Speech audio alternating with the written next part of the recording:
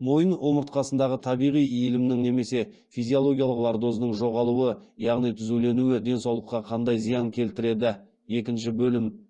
Мойын омыртқасының физиологиялық иілімі, яғни лордозы бас пен мойынға түсетін механикалық жүктемені азайтып, дене тепе-теңдігін сақтауға көмектесетін табиғи құрылым. Бұл иілімнің жоғалуы немесе кері иіліп артқа қарай дөңестеніп шығуы, яғни мойын омыртқасының гиполордозы денсаулыққа төмендегідей түрлі зиян келтіреді. Төртінші, мойын омыртқаларының сары байламдары, яғни сары связкасы қалыңдайды.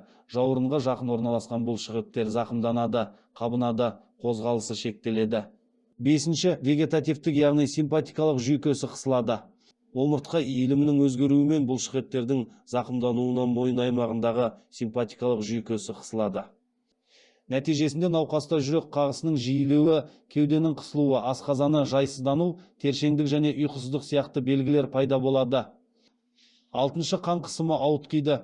Кейбір науқастарда мойын иілімі түзуленгеннен кейін қан қысымы көтерілуі немесе бірде жоғарылап, бірде төмендеуі, тамаққа тәбеттің тартпауы, жүрек айнуы, әлсіздік сияқты вегетативті жүйке жүйесінің бұзылыстары байқалады. Қорытынды, мойындағы омыртқаның табиғи иілісінің жоғалуы немесе кері иіліп, артқа қарай дөңестеніп шығуы, жай ғана көріксіздік, ыңғайсыздық емес. Бұл көптеген бұлшықет пен жүйке жүйесінің зақымдануына себеп болатын маңызды патологиялық өзгеріс.